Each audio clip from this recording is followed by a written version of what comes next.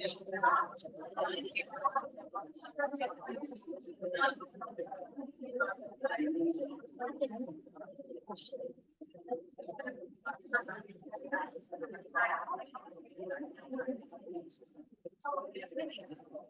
afternoon, everyone. Good afternoon.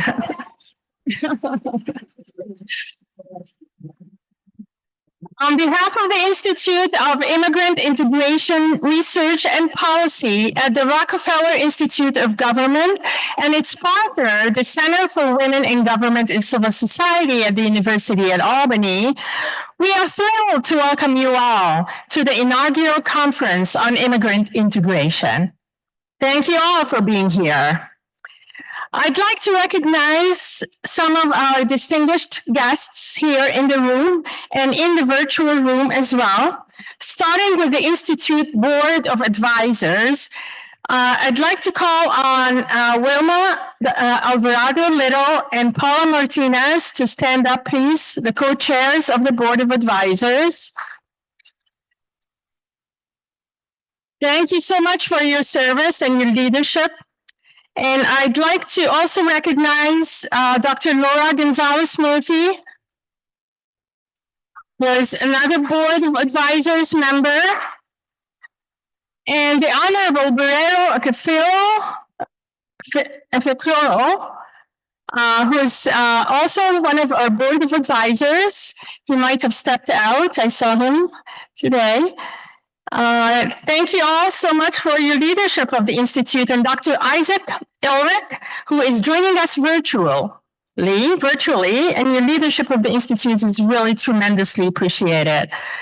I'd like to also recognize Assemblywoman Farah Sufrant Forrest, who is chair of the Task Force of New Americans. Thank you so much, Assemblywoman, for being here.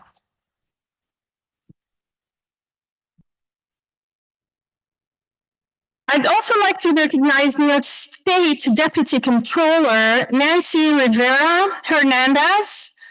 I'm not sure she is here yet, but she's going to be joining us very soon. The Honorable Gustavo Santos, Town of Gilderland Councilman, and the first Honduran American elected to office in New York.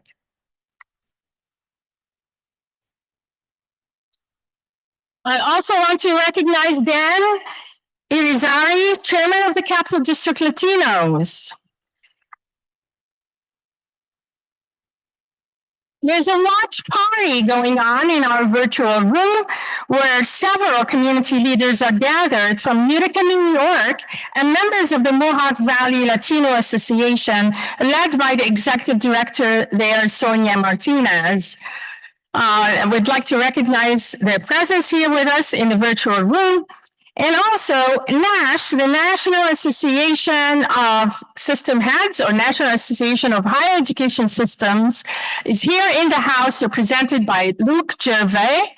Luke, stand up to be recognized. Thank you for being here.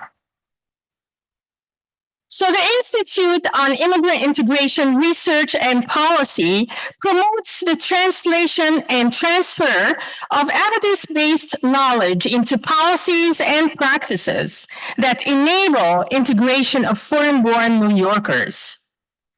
It is important to define, I think, the concept of integration because it can be a point of contention when it's not well defined. So here is how we define it.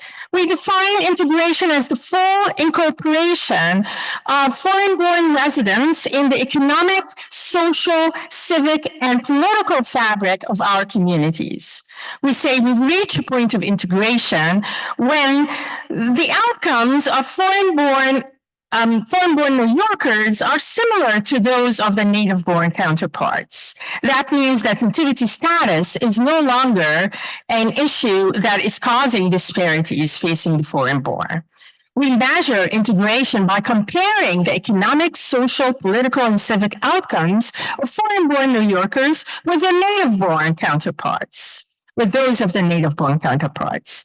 And as many scholars contend, integration is a two-way process, a two-way street, where the immigrant and the society that receives them have responsibility and obligations to each other. They must adapt to each other. And in order for integration to happen, we have to have policies that are accommodating to newcomers. We also have to have public acceptance of immigrants, which we're all responsible for. And the overarching message of this conference is that immigrant integration is in the best interest of all of us. It is good for the labor market. It is good for social cohesion. It is good for unity. And it's good for the health of our democracy. It is consistent with our shared ideals and core values as Americans. Integration will not happen without proactive and deliberate action, a whole of society approach. Our speakers today will tackle the challenges facing immigrant integration and will examine strategies that facilitate integration within 4 different dimensions: workforce development and access to labor markets, access to culturally and linguistically competent healthcare, access to quality education, and creating welcoming communities. A common thread that is weaved in all of the discussions today is the belief that integration can be enabled. We have evidence-based policies, and we need to sustain them. We have evidence-based practices. We need to invest in them, scale them, and replicate them. On each of your tables, you already figured that out by now, you have a card with a QR code that will give you access to the full agenda of the conference. We will kick off the conference with few welcome remarks from several leaders and distinguished guests, including Assemblymember Farah Forrest, President Havidán Rodríguez, President of the University at Albany, SUNY trustee Marcos Crespo, and members of the board of advisors, Wilma Alvarado-Lero and Paula Martinez, as well as Honorable Barrero Cafoco. We will then hear from our keynote presenter, Assemblywoman Catalina Cruz, who will share her remarkable journey as an immigrant. We will then break out into 4 different group sessions. Session A, Advancing Economic Integration, Equitable Employment and Workforce Development, will meet here in this room, the ballroom. Dr. Laura Gonzalez-Murphy or her assistant, Maria Rodríguez, will be moderating this session. Session B, Facilitating Health Equity and Meeting the Needs of New Americans, will meet in the Assembly Hall. Moderator is Dr. Wilma Alvarado-Lero, Director of the Office of Minority Health and Health Disparities Prevention. Session C, Envisioning Educational Access and Quality for Immigrant Students, will meet in the multipurpose room. And moderator is Paula Martinez, board member and director at Catholic Charities. Session D, Welcoming Communities and the Role of Governments, will meet in the boardroom. And moderator is the Honorable Barrero Cafoco, board member and Albany County legislator and board member of the Institute. We also have several volunteers who will help guide you to the rooms where you would like to go. And after the sessions, we will convene here in the ballroom for the closing remarks. It is now my pleasure to introduce a champion and a leader in the field of immigrant integration, Trustee Marcos Crespo. Trustee Crespo is a member of the State University of New York Board of Trustees. He was a member of the New York State Assembly. Well, we all know him from that role, representing District 85 in the Bronx from 2009 to 2020.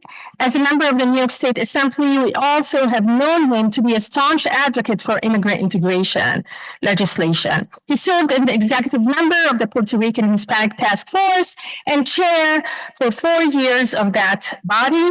He was also a member of the Black and Puerto Rican, Hispanic, and Asian Legislative Caucus. He's now a member of the senior leadership at Montefiore Medical Center. We're extremely fortunate to also have his wise leadership at the Institute. And Trustee Crespo, please come up. He will introduce the Chancellor's comments.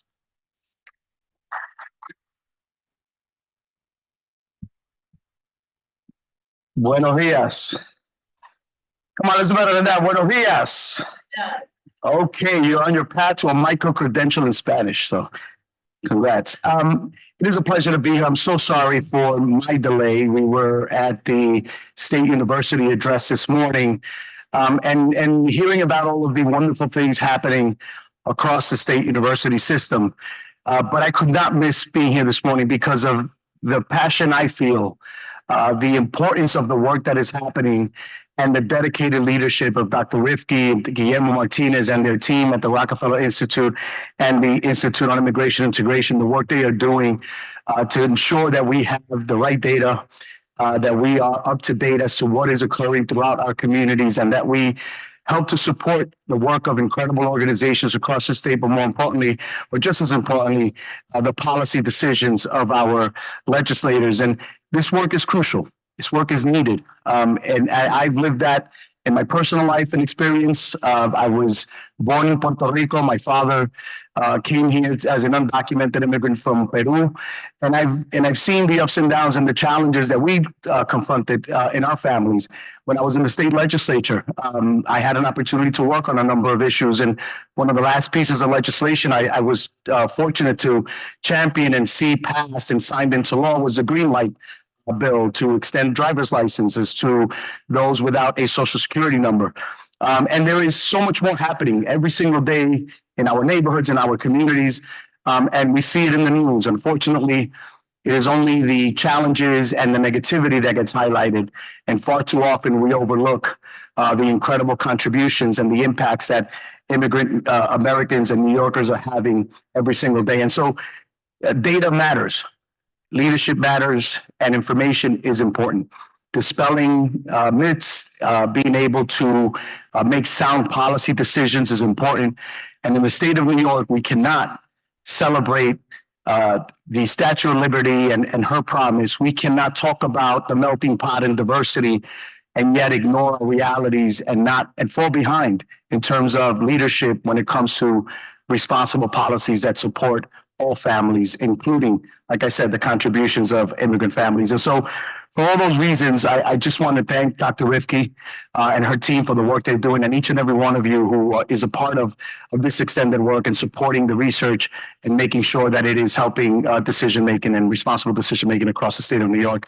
And on behalf of the SUNY board, I got to tell you, there was when Assemblywoman Cruz and her team came forward to propose a creation of this institute, there was tremendous support from the start.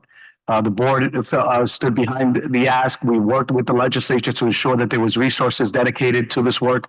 And we are really proud that in a very short time, so much has been accomplished. I should know firsthand, Guillermo Martinez, who's part of Dr. Refki's team, worked with me in the state legislature, and we did a lot of great work together. Thank you, Guillermo. Let's give him a round of applause. So there is tremendous support, and this is just the beginning. This is the first conference. I know this conference will continue to grow, so thank you all for being a part of it. And now I just have the pleasure of introducing a video message from our chancellor. Like I said, this morning he gave some incredible remarks speaking to the current state of the university and the promise of all that lies ahead. And at the center of that is ensuring that every New Yorker has a place at SUNY, and that includes our immigrant families. So with that, Chancellor King's message. Thank you. Hello, and thank you so much for granting me a few minutes of your attention today. I can't tell you how excited I am that you're holding this inaugural annual conference of the Institute on Immigrant Integration, Research, and Policy, and how grateful I am to be a part of it. Let me also take a moment to thank the legendary Bob Begna, president of the Rockefeller Institute of Government, for his contributions in helping to guide the Institute's founding and its direction.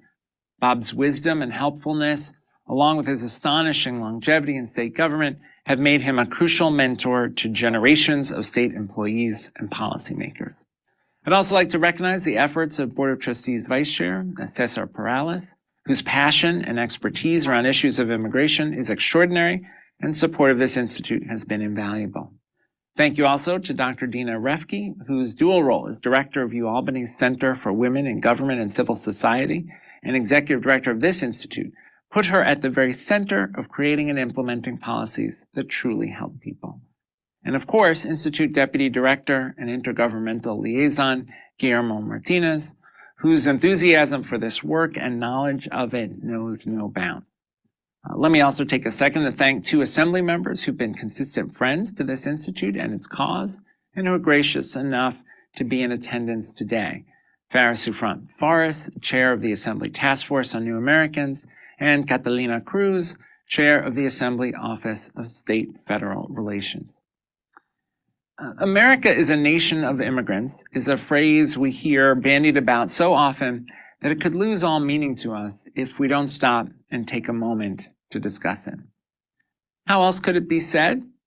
America is a nation whose newest arrivals have often paid an enormous price for their residency here. Loss of home, loss of family, loss of profession, loss of the ability to operate solely in one's native language, loss of cultural familiarity, loss of status. In return, what they've sometimes gained and what they ought always to gain is access to the best our nation has to offer.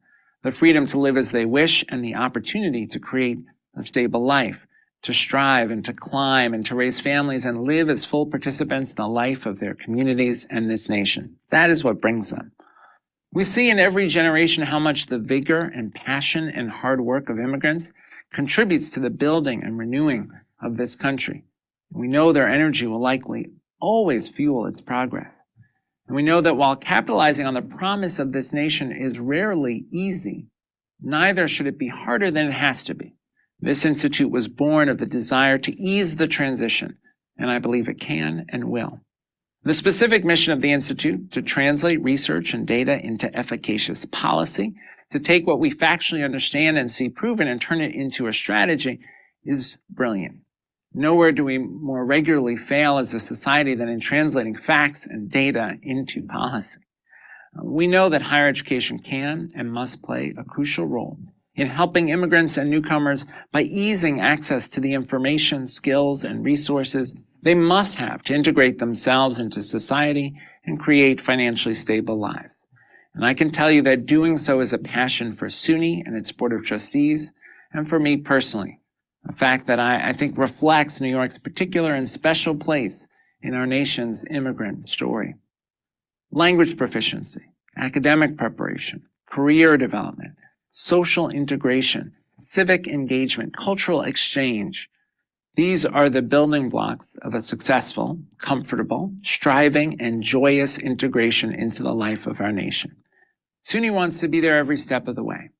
To that end, we are focusing on expanding English as a second language with programs like the one at Westchester Community College that enrolls thousands of students across the county each semester by partnering with libraries and community-based organizations, and 2 ESL programs at Hudson Valley Community College, one based in the local EOC and the other centered in workforce development. We're expanding access through our EOC programs across the state to quality, no-cost academic and workforce training programs like high school equivalency, English for speakers of other languages, and allied health and other training programs.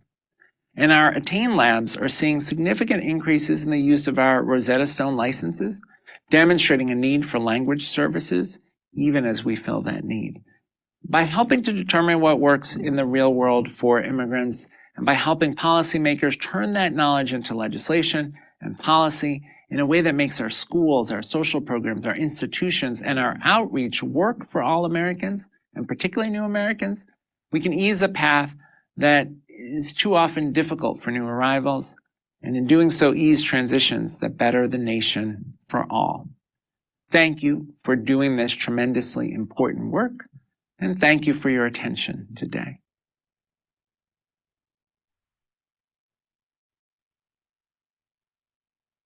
Thank you, Chancellor King. Next, it's now my pleasure to introduce the co-chairs of the Board of Directors of the Institute on Immigrant Integration Research and Policy. Dr. Wilma Alvarado-Little is the Director of the Office of Minority Health and Health Disparities Prevention and Associate Commissioner at the New York State Department of Health, and Paula Martinez, who is the Director of Strategic Program Development and Special Initiatives at Catholic Charities of the Archdiocese of New York.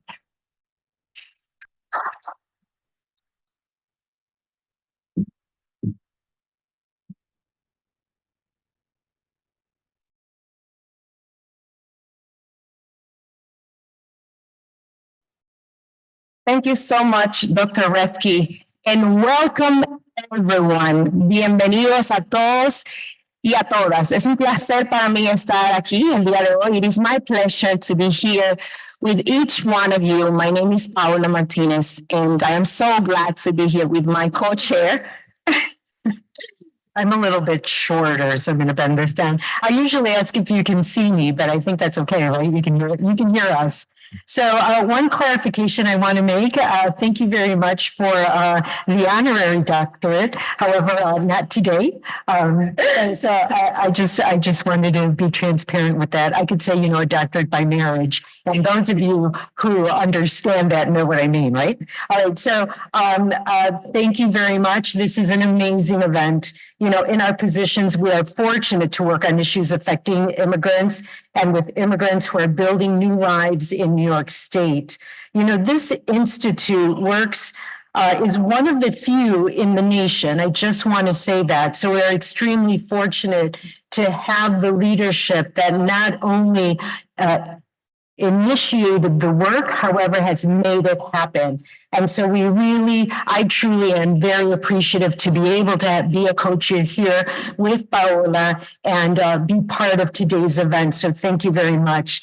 The Institute works on illuminating on how all sectors can fulfill their obligations and responsibilities to integrate immigrants through its promotion of the implementation of practices that are influenced by evidence so that everyone can thrive and be productive, supported. The Institute also focuses from a lens of or a platform of inclusion and belonging. And so it's so important to have that data, whether it be statistics, shared stories, or lived experience, because all of this will influence our work.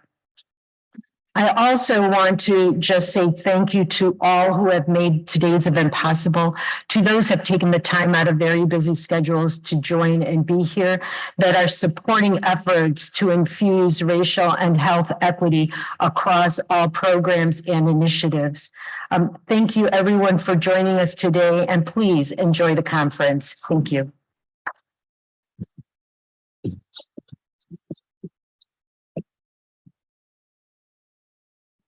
Now it's my pleasure to introduce the Honorable Barrero Efikoro, who is the first African-born immigrant elected to the Albany County Legislature and the first Nigerian-born immigrant elected to public office in New York State. He's the founder and executive director of the International Organization for Education. We're also proud to have him as a member of the Board of Advisors.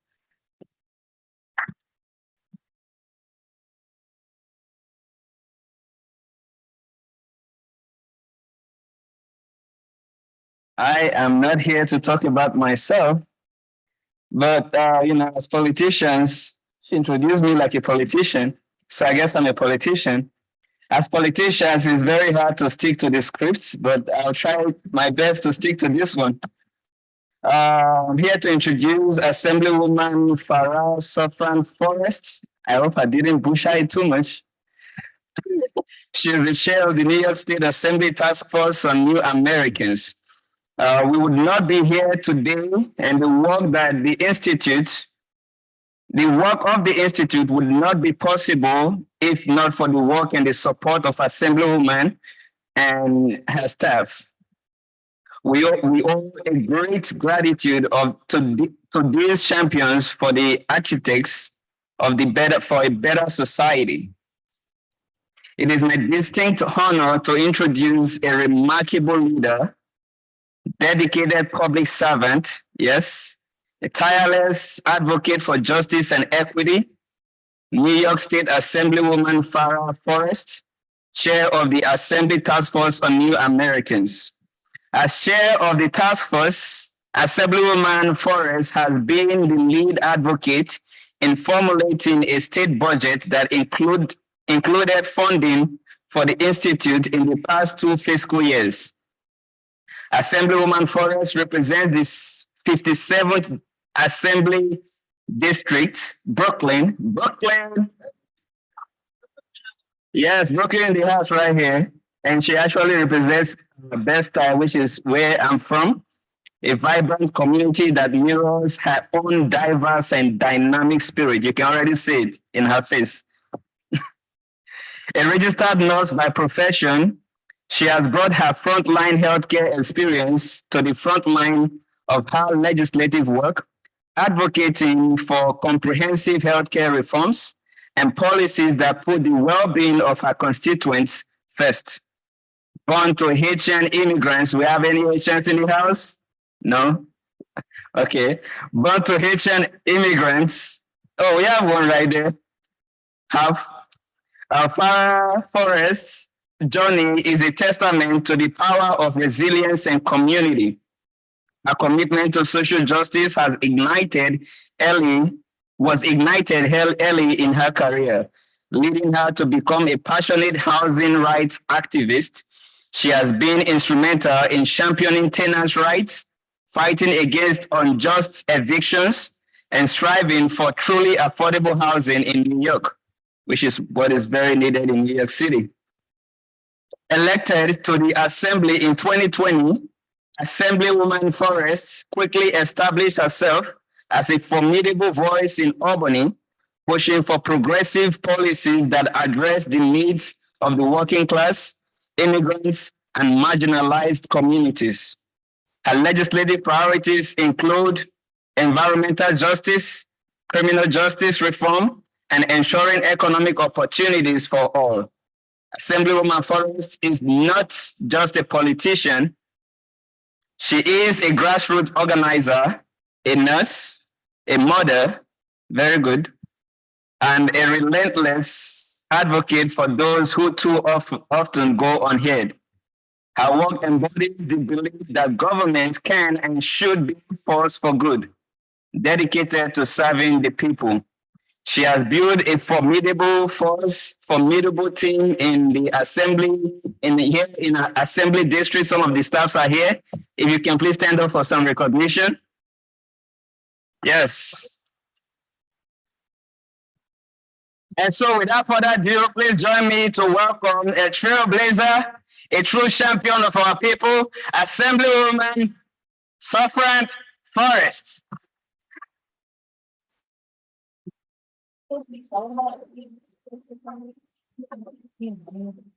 Yes, wow. That sounds so good. Hello, everyone. It is my pleasure to welcome you to today's wonderful conference. My name is Farah Forrest, and yes, you said it correctly, yo. And I am the chair of the Assembly's Task Force on New Americans. And it is my honor and privilege to welcome you to such an important conversation, right? The topic of immigrant integration. As the proud daughter of Haitian immigrants, I understand the firsthand challenges and triumphs that come with building a new life in this country.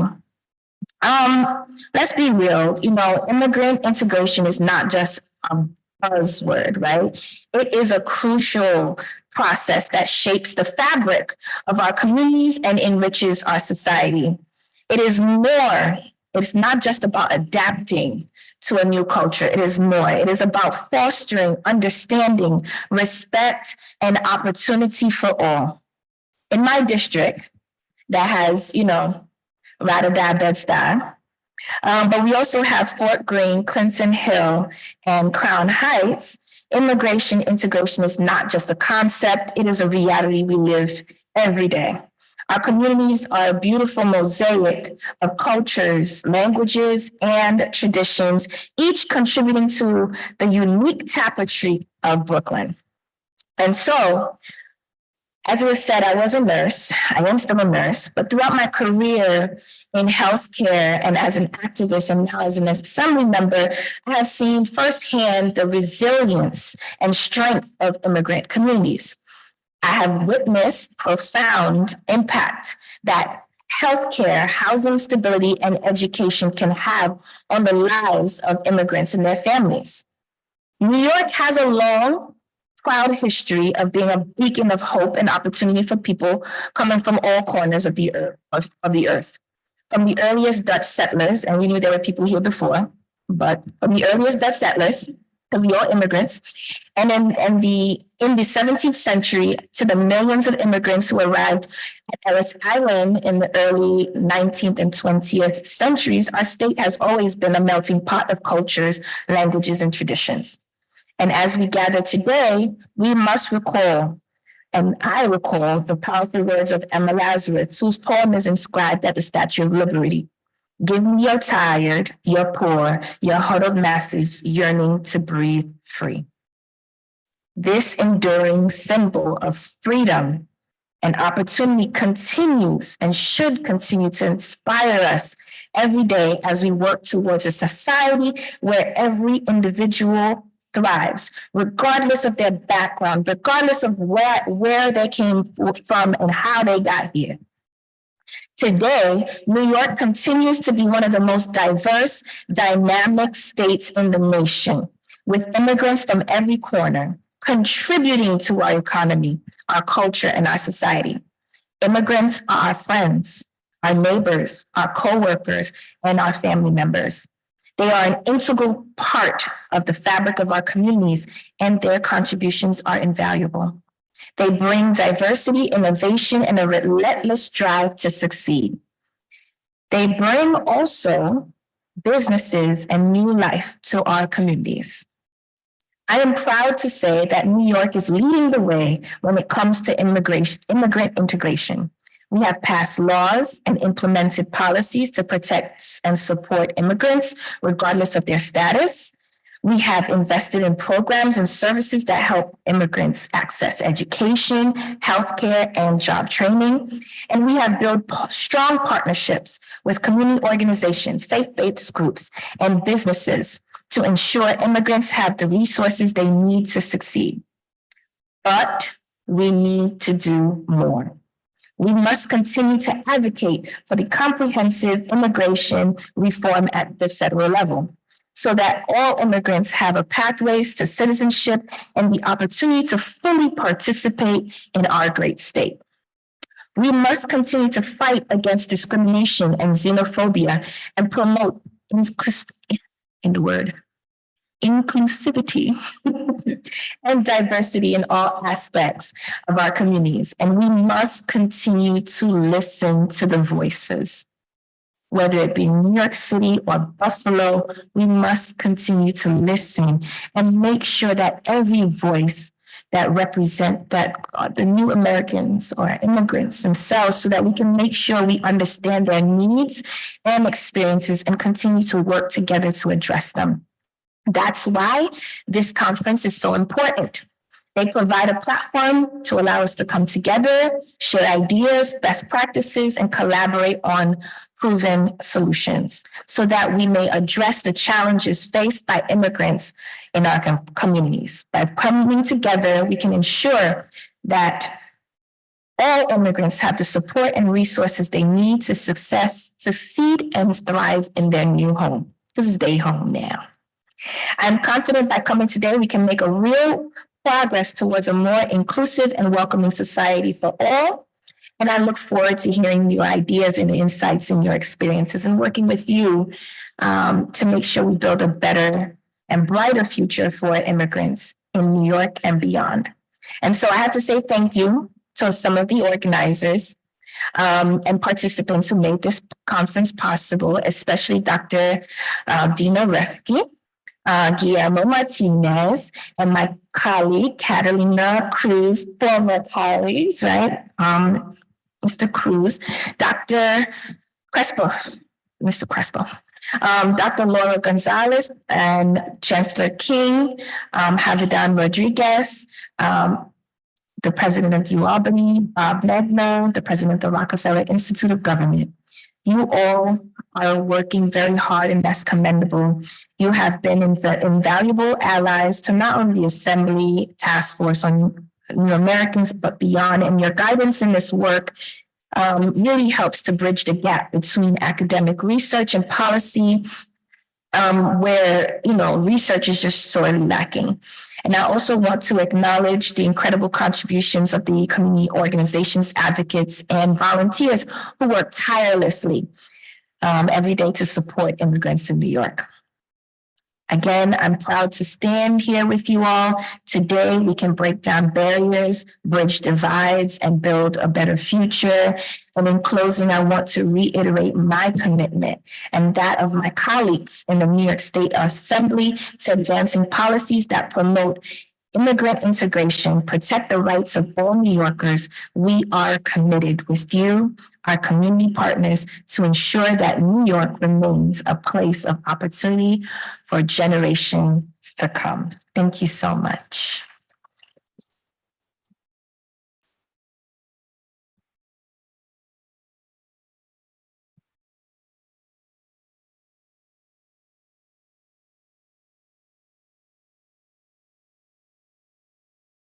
Can we give the Assemblywoman another round of applause, please? See, when we were creating a vision for this institute, this is exactly what we wanted to have in the room. We wanted to bring together policymakers, advocates, and also those individuals that are working on the ground, providing services to New Yorkers in general, especially to our immigrants. We wanted this institute to be diverse, but we want the data as well as putting into action the things that we are talking about. So it is a great satisfaction for me personally to see our fellows and to see each one of the individuals who contributed. And I couldn't say, I don't think, someone deserves more recognition for this work than Dr. Dina Refki. So I would like to ask for another round of applause for Dr. Refki. To see each one of you here is like watching your baby learning how to walk. And this institute will continue to walk and run and thrive with all of your support. So thank you so much for being here today. You deserve a big round of applause. Now it is my privilege to introduce a trailblazing leader, dedicated public servant, and a beacon of hope for many in New York State, Assemblywoman Carolina Cruz. Assemblywoman, yes. Assemblywoman Carolina Cruz represents the 39th Assembly District in Queens, an area renowned for its rich diversity and vibrant community spirit. She is the first dreamer elected to public office in New York State, embodying the dream and aspirations of millions of immigrants across the nation. Carolina's story is one of perseverance and resilience. Despite the challenges of growing up undocumented, she excelled academically, earning a degree from John Jay College of Criminal Justice and a law degree from the City University of New York School of Law. As an Assemblywoman, Carolina Cruz champions issues that matters most to her constituents. Her legislative work reflects her deep commitment to creating a fairer and more inclusive society. The Institute on Immigration, Integration, Research, and Policy at SUNY is a testament to that work and vision for the future. Please join me in welcoming a pioneering leader and tireless advocate for justice, New York State Assemblywoman Carolina Cruz.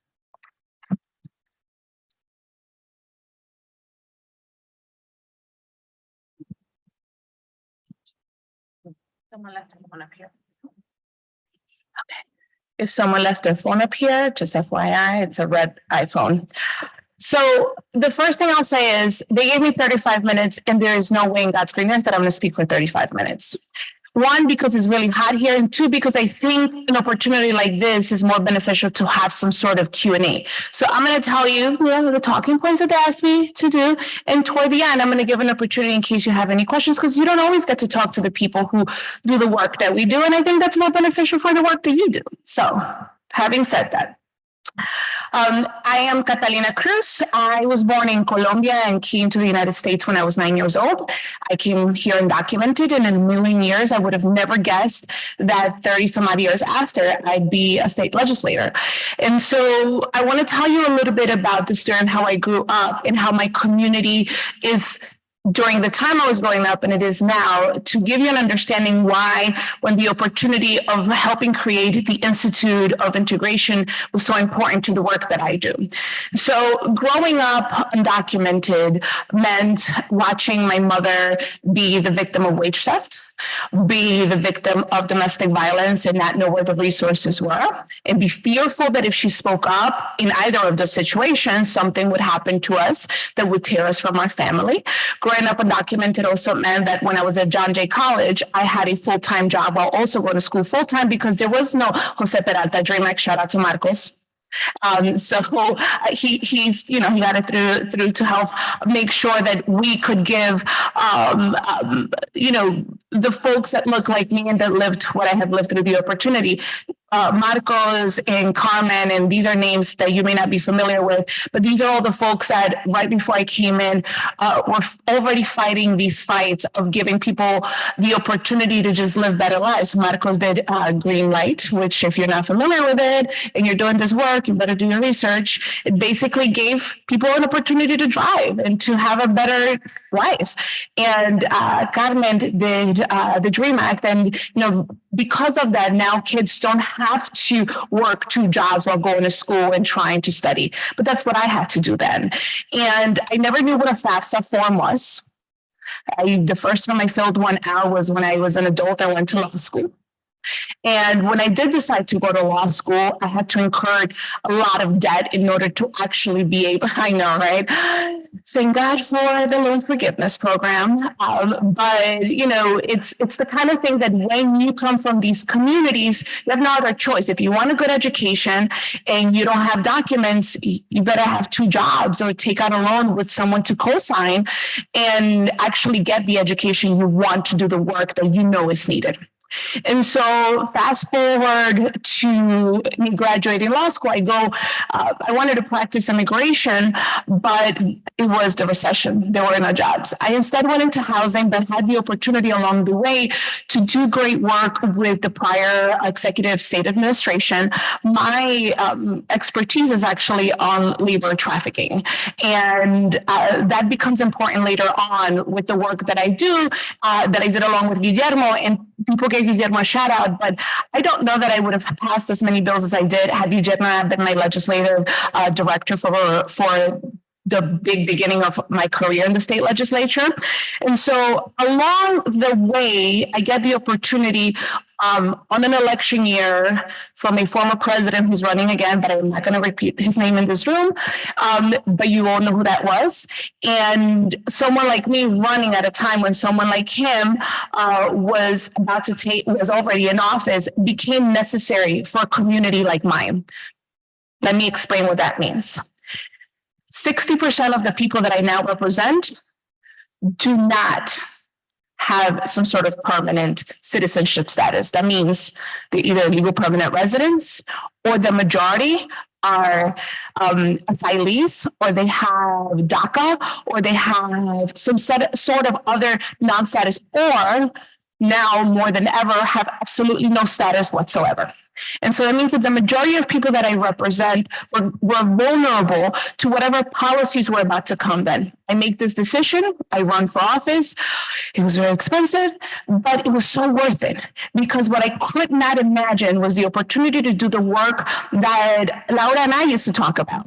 Laura and I worked together when I did the labor trafficking pieces, and we talked, oh my God, I just realized who's sitting next to you. We all did all this amazing work back then when no one was paying attention to what the immigration crisis was. We had the ideas to fund programs for the unaccompanied minors, for taking your degree from another country and transferring it. Those are all things that we got to do back then, but there were no permanent policies. It was the kind of thing that if you got lucky and got a little bit of extra money in the budget that year, you could do a pilot.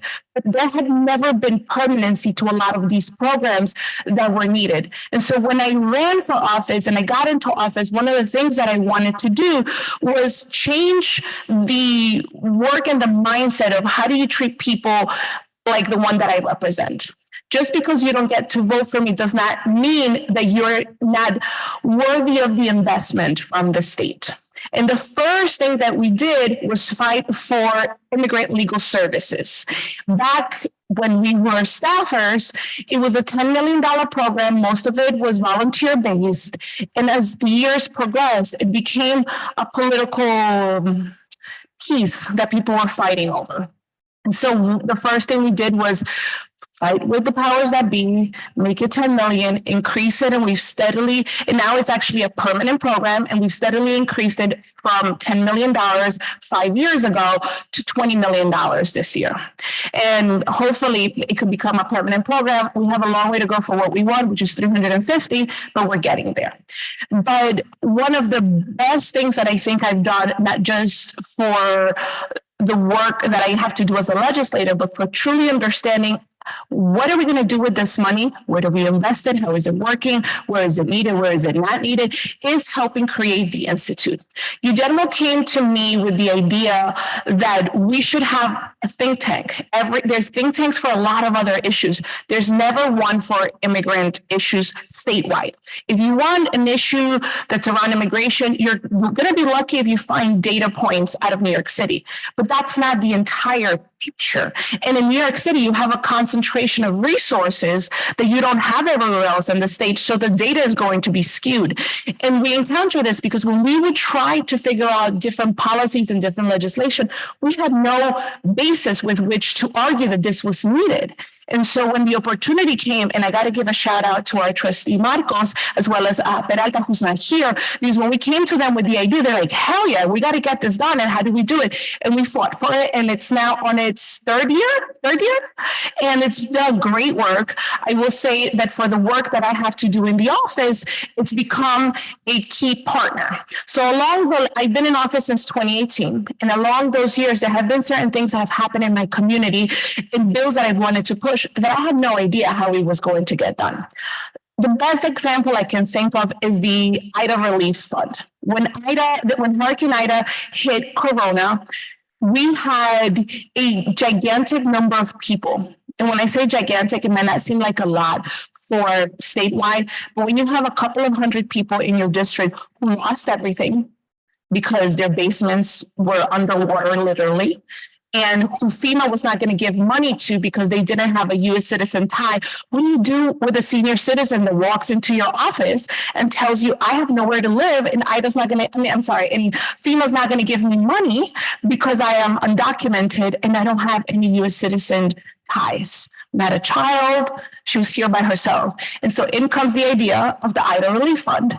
And we convinced the governor back then to be able to give us 20 million. But we had no data. We had no real data. We didn't know exactly how many undocumented, non-citizen tied neighbors we had. So we just went with whatever money we can get. I remember asking, to the governor's credit, I remember asking for 5 million and they gave me 20, and I was like, okay, because we really didn't know. And to have something this big and not be able to actually have the piece of information, which is how many people is this going to impact? It's almost embarrassing that you will say that in a state like New York, that there's no real research to tell you that. And, as we went along and continued with the work with the Integration Center, one of the things that we've been speaking about and really working on in the last 6 months or so has been, what are we going to do to support workforce development for the newcomers? And what does that mean? About 5 years ago, I introduced a bill that unfortunately has not moved, but it's the Empire Estate Licensing Act. And the idea behind it is, if you are a licensed professional in another state, in another country, how do we help you, transfer that here? Or if you happen to have a license now, but you are, say, a DACA recipient or have some other non-form of permanent status, how do we make sure that if the federal administration changes and therefore those policies change, then you can still keep your license, and open the doors in many other ways. And so from that comes the extension of, okay, the federal government is not doing what they need to do. And it wasn't until the last 6 months that they finally increased the number of work permits by giving half of the Venezuelans who came in TPS. But that left so many people out. And so we had this crazy idea, and the Institute helped us with it, which was, what would it look like if we created a state version of a work permit? And granted, we know that it's probably unconstitutional. I like to call our bill constitutionally adjacent. And I am happy to be sued. I've said it on TV. Please sue us and let the courts decide, because our notion was, in an emergency, because that is where we were, in an emergency where the federal government is failing to do its job, it is the job of the state to step in and say, we're going to fix it. It was not going to be a permanent solution. It was going to be for 2 years until the federal government got it together. And then we were going to, analyze and end the program. The bill is stuck. Unfortunately, there's this mentality that once the feds gave us, half a loaf of bread instead of the entire one we needed, that things were going to be improving. But what we're seeing are additional policies, at least in New York City, that even if you have a job now, because you now have a work permit, there's all these other adjacent policies like the 30-60-day rule that are forcing you out into the cold. Well, now it's the heat, but out into the streets, because you don't have enough money to now go get that permanent apartment. And you don't have enough time to deal with any of that. And so the Institute, I also carry the bill to change that the 60-30-day rule, because an emergency doesn't have a timeline. And we are the kind of state, and New York City is the kind of city that should be thinking creatively about how to work through that. If but for nothing else, that to push them in the right direction, meaning both administrations, we introduced that legislation. I want to make sure I took some notes so I'm not forgetting anything. Let's see. No. As I think about how key the Institute has been to my work, I think it's going to be key to the work of so many other people. Now that we have the kind of crises that, frankly, we've been experiencing in Corona Queens for years, high immigration, low availability of housing, and a stagnant job market. Now we can use the tools and the research and the team of the Institute to hopefully come up with more creative solutions that my hope is the executives, both at the state and at various city levels, especially the larger cities, are going to listen and say, okay, this is something that can work. This is something that can work. Let's change this. This isn't working. And then be able to come up with policies that address some of the concerns that I'm seeing at my local level. And I'm going to tell you what some of those are. I don't have the solution for all of them, but I can only tell you what I'm seeing and what I hope the Institute will be able to support us with. So in Corona, the biggest thing in Jackson Heights, which are my two biggest immigrant neighborhoods, what we're seeing is, and we started seeing it post-pandemic, was an increase in street vendors. And it wasn't necessarily because this is what they wanted to do, but it was because it was the easiest way to make money to support your family. And that translated after we began seeing an increase in number of people coming into additional street vendors. And not just people that sell the tchotchkes on the side of the road, but also people selling food out of cart, out of the side of their home, which I grew up in Colombia. That happens there all the time. You walk down a neighborhood and every third house, there's a makeshift restaurant selling empanadas or something else. But here we're not used to seeing that. And there's regulations they have to comply with. The other piece is human trafficking and sex work. And what does that mean? For some people, sex work is a choice. For some people, it's forced. For some people, is a non-choice, meaning they're doing it because they feel that they have no other way to earn money. And in thinking about what that looks like, research and resources and who do we target is going to be key. And I'm hoping that the Institute is going to be able to help us with some of that. I think the last piece I will say is the biggest thing that I think we're all going to have to think about is we went out into the world and said, hey, we have a job, surplus, but shortage of folks who want to work. And all of these folks are now here. Not all of them with work permits. Some of them do have them. Not all of them are blue collar workers. Some are high skilled. And so what do we do with all of that? Are we going to create training programs? Are we going to create incentive programs for businesses to hire some of these folks? Because there was a lot of conversation about this in the beginning of the year, and then things went a little bit silent.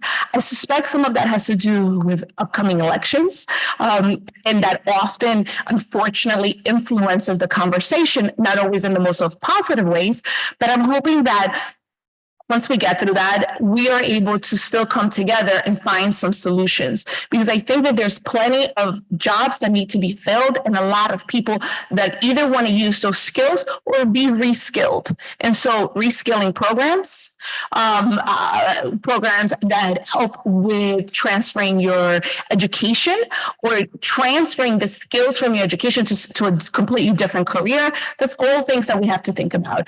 And that is where I'm going to leave it. I wanted to kind of give you guys a little bit of an overview of the work that we do, and to publicly thank EJETMO, because the work that they have done, and the SUNY Institute, and Dr. Refki, she will take more.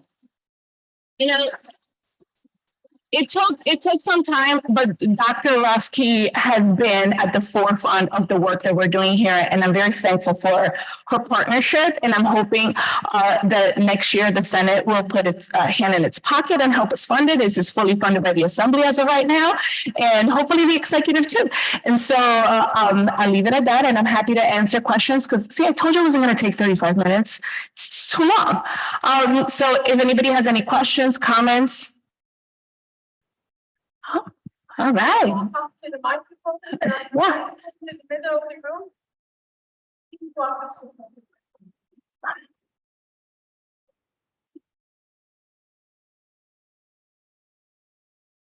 Good afternoon.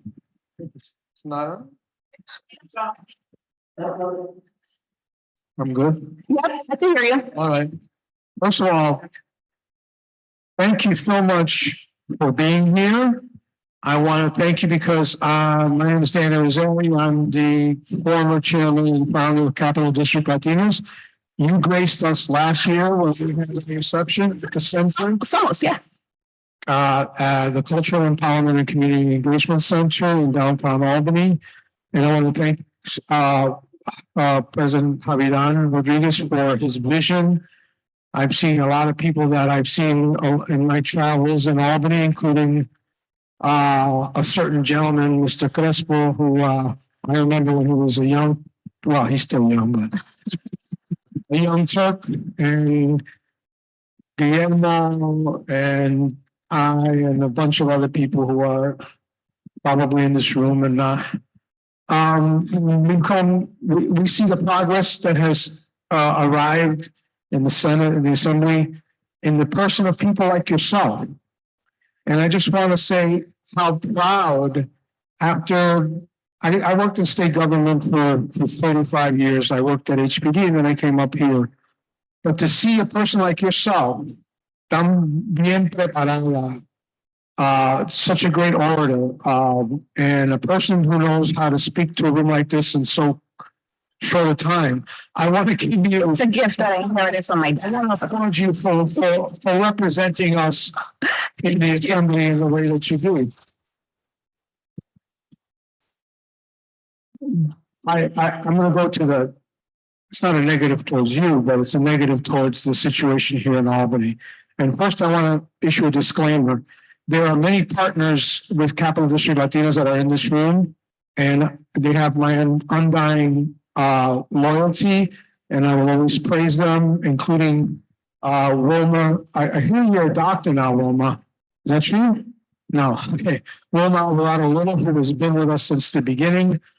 But I want to point to the incredible crisis that we are experiencing locally and the nature of that crisis, because of the fact that despite the best efforts of some of you in this room, we are lacking resources here to deal with the problem of so many new arrivals. At Capital District Latinos, it has been an increase, I don't know, of a tenfold increase in the level of need. And we are lacking partners, certain stakeholders who I will not go on the record to talk about. You know who you are. But we don't have that type of partnership because partnership includes resources. And so we have a food pantry, we have clothing distribution, we have ESL classes. What we don't have is enough staff. What we don't have is enough resources because the need is so great. I mean, we have partners like RISE and others who are in the same space, and they're all lacking the resources. And it's particularly painful, and I don't want to wade into New York City politics, but it's particularly painful to see a group like .go get billions of dollars with all, or millions of dollars with all the problems that they have and all the scandals that are following them. When you have a network here locally of Latino-focused organizations, Oh, yeah. que no tienen en qué caerse muerto, as we say. You call it painful down in New York City, you call it embarrassing, but yes. And I know, listen, no quiero comparar, right? Because I know the numbers are much greater in New York City. And I know that there's a strategy trying to share the pain of this wave of immigrants. But beyond the inhumanity of it, it comes down to a willingness and a preparedness. Since we got that call from the deputy mayor of New York City back in May, saying, oh, everything's going to be good. We're going to give you resources. Your local nonprofits are going to get help. Nacarile, como decimos en Puerto Rico. We got nothing. And we have a local government and a county government that talks a good talk. So all of that to say, it's really important to have people like you advocating. And I just want to give you an anecdote since you talked about working and work permits. We have volunteers. We're so lucky to have great volunteers. Many of them are migrants. Many of them are living in hotels. We have a migrant who volunteered. His name is Raul. And we were so happy that this gentleman, Venezolano, we were able to employ him. Unfortunately, the only thing we could offer is a janitorial position. But the guy was so happy to get that first check from Acacia Network, our parent organization, to get that first check and to be able to sacarle una foto and deposit it. And that's a story, that's what should be happening on a regular basis. That's something that we are able to help with, but the resources continue to be deficient. And so I leave it there. I know that this group is part of the answer to that, hopefully in the years to come. But the need right now is exacerbated by all the things that you've been talking about. Thank you. Thank you. One of the ways that I like to look at this situation, and I forgot the name of the movie, but there was a movie a couple of years ago that talked about how all of the experts saw the housing crash coming and did nothing. And except for a few who just capitalized on it and made a lot of money, but everybody saw the signs. Back, maybe The Big Short, that's the one. This is what it makes me think of. It makes me think of when we first saw the signs of children crossing by themselves. This had to be 2015 because I was working at the city council, 2015. And I remember Melissa Margarito creating a program to provide legal services for those children. We saw the signs back then. How bad must the economy of a country be if parents are sending children by themselves across the border? What's next? The parents. It just followed. And we were more worried about the political ramifications of making actual real decisions and real investment to address these things because, oh God, we could lose the power. Well, guess what? We lost the power no matter what. And that is why under Republican or Democrat administration at the federal level, we need to have no immigration reform. We have no DREAM Act. We have no real solution to the work permit problem that we're going through. At some point, this crisis is going to hit rock bottom and we're going to have to act. And I don't know how the bailout looks like in that situation, but we shouldn't have to wait until then. And frankly, I'm in government, but I'm not going to wait for government to continue to solve the problems. That's why I did the state work permit bill, because I don't want to wait for the feds to do what they need to do. And so my hope is that at some point, certain powers that be are much more interested in making sure that, because you know what really gets you reelected? When you do your job. So how about we concentrate on that instead of fearing what a headline is going to look like from the opposition, because they're going to give you a terrible headline no matter what you do. And so just worry about these people, because what I have always reminded many of my colleagues, and I did this when we did Greenlight, is, you know who votes? The children of the people you're not helping, simply because they're undocumented, simply because they can't vote for you. The children vote, and they're going to catch up to this, and they're going to change the history of how our country is operating, because those children are not going to forget who was with their parents and who was not. And to the statement about what's happening in New York City, I don't have a solution for that. We're a hot mess when it comes to this. The fact that we went with .gov, really? That's embarrassing. We have capable organizations who have been doing this work for decades around the state. Shoot, nationally, if you couldn't find them here. But you went with the most expensive and the less reputable solution. And so now we're doing the cleanup after that. And now we're seeing the repercussions of children who are selling candy on the train, because the resources were not there for their parents to get them to school, because the resources were not there to extend their stay beyond 60 days. And now the parent has to go across town to a different borough to take their child to school. And so that's where we are. And I'm hoping that we have the tools here that you're going to help us, so that one day we don't have to have these conversations. And so that one day we can actually tell these kids, you mattered more than that vote from the other party. That's that. Any other questions? Oh, okay, awesome. Well, Mr. President, I don't think I ever got to publicly congratulate you, or to even personally congratulate you. Now, you're one of the few Latinos that gets to do this job. And I don't just mean in the SUNY system, even in the CUNY system, we don't have people that look like us. And so for that, I thank you, because I think this campus is looking very different. And we don't have programs like this without people like us. So thank you for that.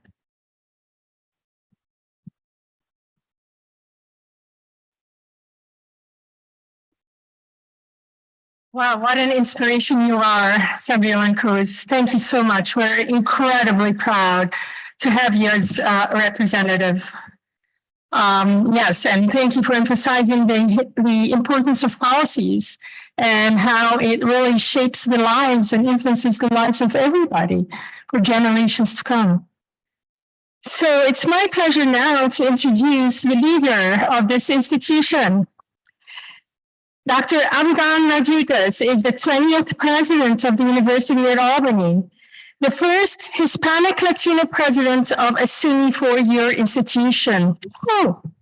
We have never been more proud of the University at Albany as we are now under Dr. Rodríguez's leadership. So many accomplishments to name here at the university under his leadership, including the UAlbany-led Albany Artificial Intelligence Supercomputing Initiative, the return of the College of Nanoscale Science and Engineering to UAlbany, UAlbany earning the Seal of Excellencia for its commitment to Latino and Latina student success.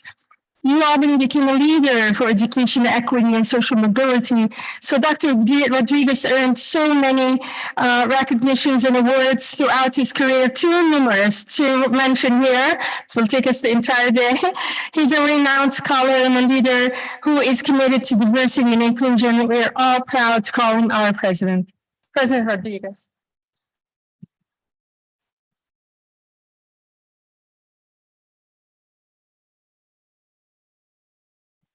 Good afternoon, everyone. Muy buenas tardes.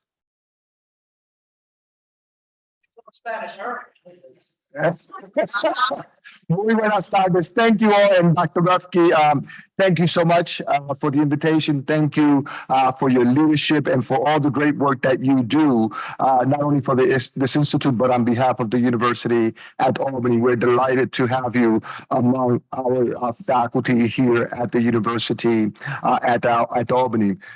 First of all, thank you all so very much for being here with us this afternoon. It is my pleasure, a little bit late in the program, but it is still my great pleasure to welcome you to the University at Albany. We are delighted that you are here today, and today's topic is so important, and it's deeply intertwined with UAlbany's role as one of the most diverse public research institutions in this country. One of our goals at UAlbany is to infuse international perspectives across our research, teaching, and service to promote the global common good. That is why we are here. And supporting immigrants to this country is core to that goal. The world, as you know, faces serious challenges, from climate change to inequality to unrest, conflicts, and war. Tackling them requires diverse global perspectives like those that immigrants bring to this country.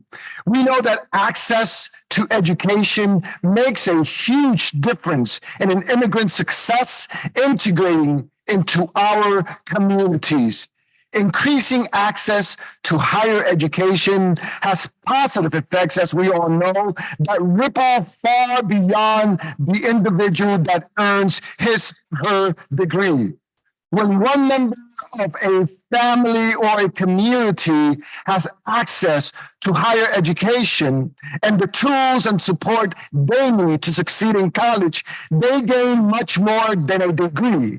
They gain the ability to improve their future and the future of their families and their communities. Higher education unlocks the possibilities and opportunities that often draw immigrants to the United States. The American dream is living, breathing, and studying at institutions of higher education, such as the University at Albany. It is the first generation students breaking a trail for the future generations of immigrants. It is the parent to returning to college to complete a degree to improve their children's lives. It is the students pursuing their passions in the arts, making discoveries in the sciences and engineering, or seeking an equitable future as a computer scientist or political scientist. It is in the dreamers who refuse to compromise their desire to pursue education and their careers. It is in each of you who are committed to developing and implementing policies and programs that will help immigrants successfully integrate into our state and into our communities. It takes incredible bravery and hope for the future to leave your native country to work and establish your life in a new country. Over and over, immigrants to this country have proven that not only can they establish a new life, with a bit of support, they can flourish, making incredible contributions to our society. In what has become an extraordinarily successful Broadway musical led by Lin-Manuel Miranda, the Caribbean-born Alexander Hamilton indicates to the Marquis de Lafayette at center stage, we're immigrants, we get the job done, right? And that is so true. As policymakers and educators and leaders, we also have a job to get done. We must ensure that immigrants have the support they need to flourish. This requires good policy and strong community work. I have the honor of serving as commissioner on President Biden's Advisory Commission on Advancing Educational Equity, Excellence, and Economic Opportunities for Hispanics, and I chaired the commission's Higher Education Committee. This year, our committee recommended 8 steps to the federal government that they can or should make to improve educational opportunities and outcomes for Hispanics or Latinos. Some of our committee's recommendations to the White House and the Department of Education, which have been fully endorsed by the commission, relate directly to supporting immigrants. For example, we strongly urge the federal government to provide DACA recipients with access to federal internships and funding, and provide to federal agencies with the guidance and the technical assistance they need to recruit and onboard DACA recipients as interns. We also encourage the federal government to incentivize colleges and universities to expand and establish citizenship courses and educational opportunities to support new Americans. These are just 2 practical steps that our country can take to help immigrants thrive. And here on campus at the University at Albany, we recently established the U-Albany Welcome Corps Refugee Student Fund to support refugee students coming to our campus to generate an education. We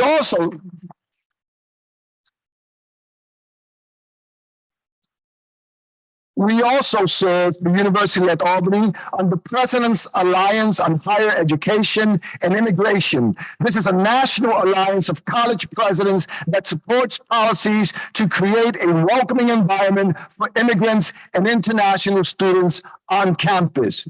U-Albany also participates in the Dream.USS scholarship program, which provides individuals who would not have otherwise had an opportunity to attend college the ability to enroll and succeed in higher education. This program builds on New York State's DREAM Act. And last year, we hosted an Undocu Alley training for students, faculty, and staff, and senior leadership on how to foster an inclusive environment for everyone, including immigrants, including individuals, regardless of their immigrant status.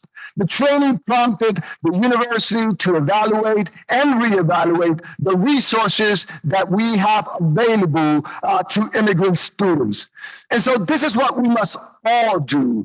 This is what leaders in higher education must do, and must raise their voices in support of inclusive immigration policies.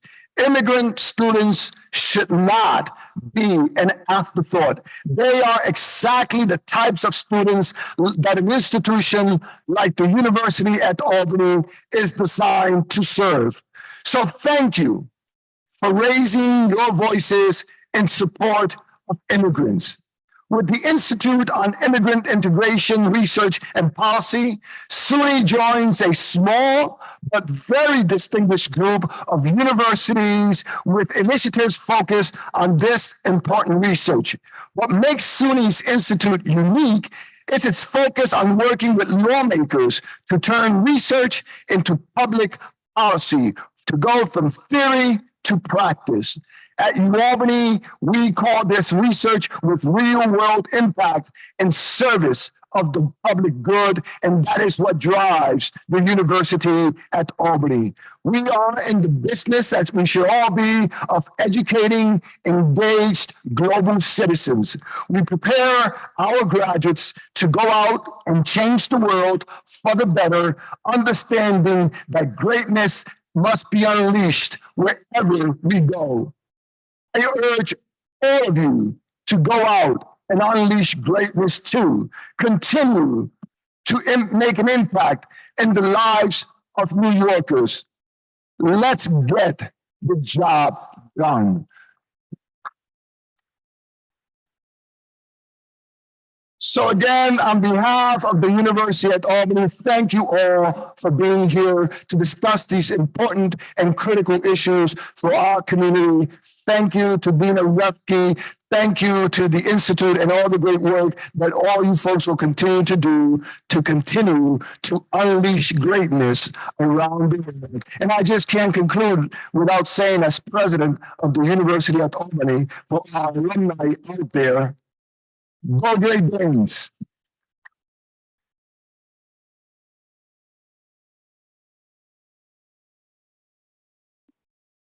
Thank you so much, President Rodríguez. That's wonderful.